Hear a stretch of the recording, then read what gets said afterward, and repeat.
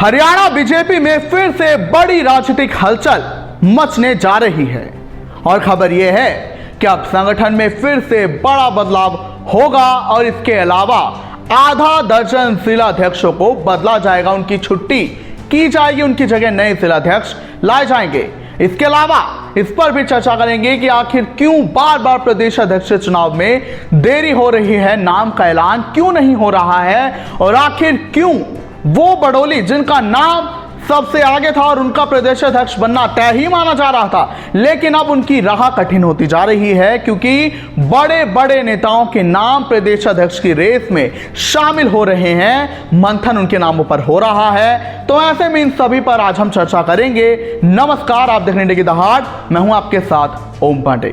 अब यह समझना कि बीजेपी ने मार्च में 27 जिलाध्यक्ष नए नियुक्त किए, अब इससे यह कह देना कि नया संगठन तैयार हो रहा है, यह गलत होगा क्योंकि अभी नया संगठन तो प्रदेश अध्यक्ष के नियुक्त होने के बाद तैयार होगा। एक बड़ी राजनीतिक हलचल बीजेपी का नया प्रदेश अध्यक्ष आने के बाद मचेगी।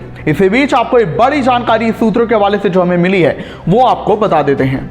सुगबुगाहट यह है कि हरियाणा बीजेपी के संगठन में बड़ा बदलाव होगा और उस बड़े बदलाव में जिलाध्यक्षों की छुट्टी भी होगी। खबर यह है कि आधा दर्जन यानी कि 6 जिलाध्यक्ष ऐसे होंगे जिन्हें प्रदेशाध्यक्ष की नियुक्ति के बाद बदला जाएगा। खबर यह है कि हाईकमान इनके उम्र और अनुभव को लेकर असमंजस में है। जो उम्र और जो अनुभव एक जिलाध्यक्ष बीजेपी का होने के लिए चाहिए वो उनके पास नहीं है, हालांकि तब इन्हें नियुक्त कर दिया गया था किसी वजह से। लेकिन अब खबर यह है कि प्रदेशाध्यक्ष नया नियुक्त होने के बाद लगभग आधा दर्जन जिलाध्यक्षों की छुट्टी कर दी जाएगी, उनकी जगह नए जिलाध्यक्षों को लाया जाएगा। वो जिलाध्यक्ष जिनकी उम्र और अनुभव उस हिसाब से है जो बीजेपी हाईकमान को चाहिए। तो ऐसे में ये कहना कि संगठन में बदलाव अभी हो रहा है ये गलत होगा। अभी तो बड़े से बड़े बदलाव तो प्रदेशाध्यक्ष की नियुक्ति के बाद होंगे। अब हम प्रदेशाध्यक्ष के सवाल पर आते हैं कि आखिर क्यों बार बार प्रदेशाध्यक्ष चुनाव में देरी हो रही है।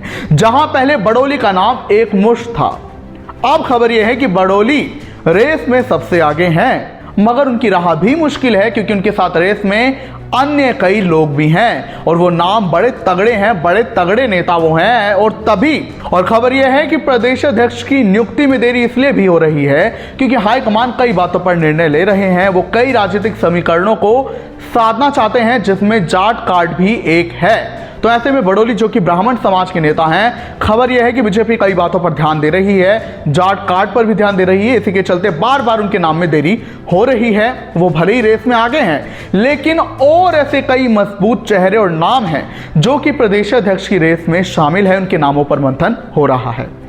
आपकी जानकारी के लिए बता दें कि लगातार दिल्ली में बैठकों का दौर जारी है। प्रदेश अध्यक्ष की नियुक्ति को लेकर वहां पर तमाम राज्यों की रणनीति पर चर्चा हुई।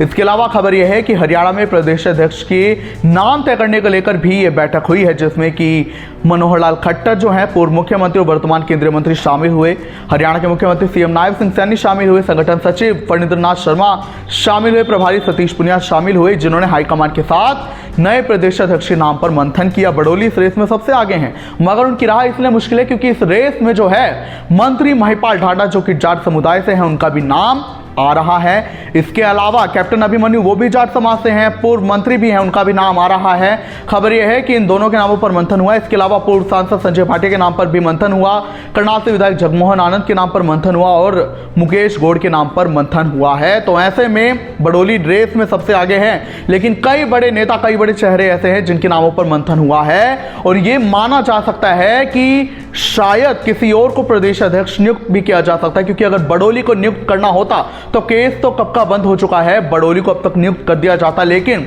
बार बार प्रदेश अध्यक्ष के चुनाव में देरी हो रही है, नामों पर लगातार मंथन हो रहा है और जैसे जैसे दिन नजदीक आ रहे हैं तो वैसे वैसे नए नाम भी शामिल हो रहे हैं। बहरहाल ये जानकारी भी आपको दे दें कि बीजेपी के अगले प्रदेश अध्यक्ष की जो घोषणा है, नाम का ऐलान पंचकुला मुख्यालय से या फिर रोहतक से हो सकता है और इसकी घोषणा भी जल्द हो सकती है, कभी भी नोटिफिकेशन आ सकता है। वहीं आपको यह भी जानकारी दे दें कि अगर अप्रैल में नियुक्ति हो जाती है बीजेपी के अगले प्रदेश अध्यक्ष की, तो फिर मई में नई राज्य कार्यकारिणी तैयार हो जाएगी। सभी पदों पर बड़े बड़े नेताओं को नियुक्त कर दिया जाएगा और ये जो मूव है बीजेपी का कि नए जिलाध्यक्ष फिर से लाए जा सकते हैं, तो इसे ये माना जा सकता है कि वो नेता जो कि चुनाव हार गए या उन्हें कोई पद नहीं दिया गया, बड़ा जो नाराज हुए, उन्हें फिर से खुश किया जा सकता है।